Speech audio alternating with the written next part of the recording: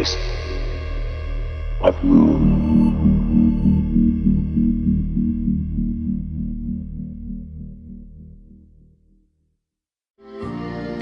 We have an unidentified flying object.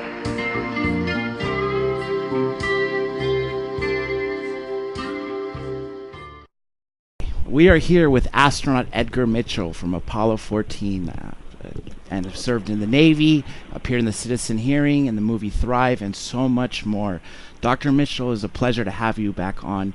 Of course, you wrote the preface for Dr. Roger Lear's book, who sadly passed away before he got to see the book released, and he was a big mentor to us and a good friend of mine. What impact did he have to you and to the rest of the world? Because obviously to us, the world is definitely a smaller place without him. Well, we didn't have that much interaction a bit. We knew each other, but we weren't really that close, as a matter of fact. Now, you were on the third mission to the moon, which was right after Apollo 13. How did you feel going on that mission, knowing that? Apollo 13 was initially my mission due to circumstances, and that was the way we planned things in those days. You served backup crew, and then 3 flights later, you were eligible for a prime crew. I served backup on Apollo 10 with Gordon Cooper, which meant we would be for Apollo 13. But Gordon wanted to retire after he had been in the program for quite some time, and wanted to retire after Apollo 10. And Alan Shepard, who had been grounded with an inner ear problem, had that fixed and wanted to come back on status. And that was approved at Houston. But in Washington, they said, Alan, you ought to take a little more time to train. So they forced a switch between our crew, which would have been Apollo 13, and the then Apollo 14 crew, Jim Lovell's crew. And so they took 13, we took 14. They got a bad machine. We got the good machine. And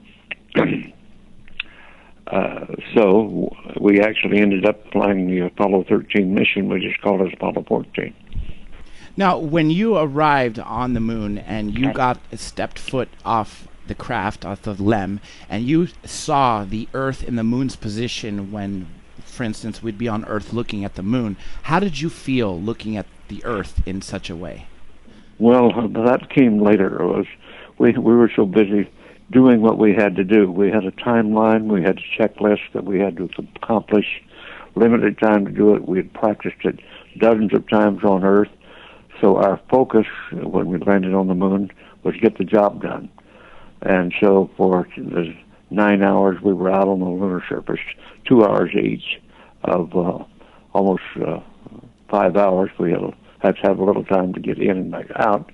But we were doing what we'd practiced on Earth, and that was our focus at the time. So looking back at Earth, although it was right overhead, wasn't a thing we had a chance to really do until we'd finished our mission and ready to come home. And of course, looking at Earth from deep space for the first time is really a powerful experience. Now, you've accomplished so much in your life, everything from being in the Navy, the pilot, you have a PhD, you were an astronaut. What would you say was the best time of your life? Was it during the NASA missions?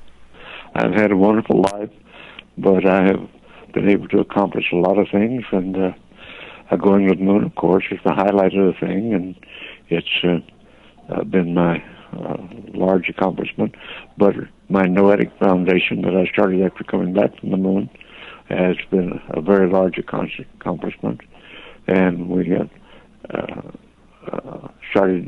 we helped start the study of consciousness in science, and helped make it an important part of scientific discovery. In the Noetic, your foundation that you started, you were studying the consciousness, and I remember you appeared in the movie Thrive, and there was this course that I took that you also took about subliminal memory. Do you recall anything about that? How does meditating and consciousness and everything link up with what we're doing on Earth today? Well, I helped write the book on this, but the whole point is we've learned just in our century, and in large measure due to scientists of my group, and that what we're talking about is a quantum phenomenon, and that was at the end of the 19th century when Max Planck, Einstein, and the greats were wrestling with physics, and ultimately organized it by the 1920s in what we now call quantum physics. That was not really accepted as what it turns out to be, that it was a more important than, well, let me put it in a slightly different way, that since the time of Newton and Kepler in the 15th, 16th centuries, the mind and consciousness was not considered an appropriate subject for science, thanks to what's called the Cartesian duality of several hundred years of standing. But quantum mechanics during the 20th century helped us realize that it's a more fundamental property of nature than just matter and energy, and so we have to include consciousness as a fundamental aspect of the universe that we live in. And that is fairly new work that has kind of taken over in science or become popular in science just in the last part of the 20th century into the 21st century, and I've been an intimate part of that. Exactly. I totally agree with you that it's definitely taken a form in the sense of more scientists are accepting and understanding and realizing. Yeah. What would you like to see the future of science with regards to quantum mechanics and quantum physics be? Or what do you Well, my whole point is to understand the universe that we live in. It's the cosmology that people have been asking forever. How did all this begin? What is it? How's it put together? What's out there? And, of course, our knowledge in science, physics, chemistry, astronomy, all of these great topics that help us understand our universe better are advancing at very nice rates, but we still don't have all the answers by any means to how our universe is organized, how it formed, where it came from. But all that work is going on in a very powerful way. I definitely agree. And speaking of space and going back to the moon, obviously China landed on the moon since we last spoke with their drone, but we still have yet to have another human be on the moon since the 70s when you were during Apollo missions. Do you know why we stopped going to the moon, and do you see the United States sending a human back to the moon anytime soon? Well, I don't know how soon, but yes, we have a lot more to discover.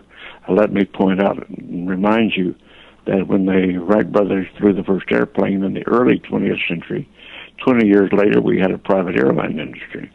Well, the same thing is kind of happening now, that after going to the moon in the Apollo program, we have a number of entrepreneurs, Branson and Elon Musk and Bob Bigelow in Great Britain, here in the United States, that have been aspiring to create presence in space as a business, and are successfully doing so. However, we still have the problem that in due course we're going to have to be off this planet because it won't last forever. The sun will burn out. We're not living sustainably on the planet at this time. We're overpopulating and consuming non-renewable resources at too fast a rate. So we're going to have to change our ways, or we're going to utilize everything on our planet in an unacceptable way. So we're either going to go better and further and faster, like the ETs that come here, or we're going to do ourselves in. You know, you made such a good point, and that's actually leading to the next question that I had written for this. The children of the future, the ones that are being born today or have been born in the last decade or so, are obviously in a time of a horrific change with all these wars going on, like you said, overpopulation and, you know, these diseases, very different from what was going on when you were growing up. What can you tell them to do to help themselves and help our planet and help the human civilization as a whole? Well, my whole theory and my approach to life has been for many, many years to serve the greater good. And right now, the greater good is to help create a sustainable civilization. And when people are ready to do that, instead of focusing on all their effort on just themselves and making money and doing the things that please them, but get their satisfaction in life out of serving the greater good, then we have a chance of solving some of these problems. Otherwise, I'm afraid we're very likely to put ourselves in the position of becoming an extinct species. Agreed. And some people say that the reason why we've been increased in visitation is particularly following the use of the atomic testing by extraterrestrials is because they see us destroying ourselves. Do you see us, them interfering at all in preventing us from destroying our planet, or are they just idly possibly watching by? No. I think there's quite a bit of evidence.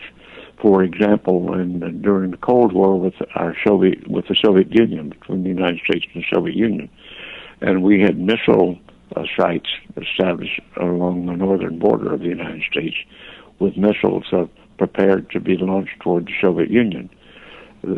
I know Air Force officers who were at those stations and responsible, and they reported on many, many occasions UFOs were there and disabled their missiles. So there is a good lore here, a good history, that our ET visitors, at least some of them, were doing their best to keep us from getting into another world war. You're absolutely right there. As a matter of fact, when you testified via Skype to the citizen hearing, one of the testimonies came from Captain Robert Salas, who we've had on the air here a couple times, and he just talked about the Malmstrom Air Force Base incident, which was just one of many where a UFO came and shut down the missile silos. So I see your point there, that they're definitely concerned. Do you think we'll ever see disclosure, by meaning that the President of the United States will actually stand up and say, hey, this is what's happened, we're not alone? Or do you think it's going to come more about of a way that each person having their own experiences and expanding their consciousness and maybe making their own contact in such a way? What do you see the future of disclosure? I can't project what our government's going to do. However, there are a number of foreign governments, Britain, Belgium, I believe France, South American governments, Brazil, Mexico, have all opened their files on UFOs. So it's not in a certain part of the world. It's not a state secret that we've been visited. And I think this will open up in due course.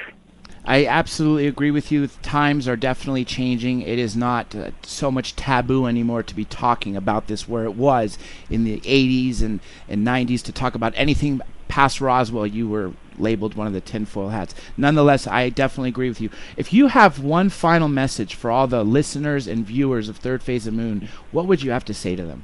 Well, I think we've just said it. Let's focus on serving the greater good with our individual efforts, and being public citizens instead of so much interested in our totally devoted to our private life and our private wealth, and see if we can save this planet.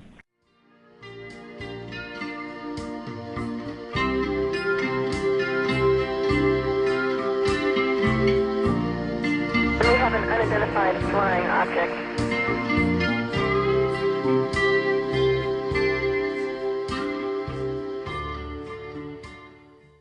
Third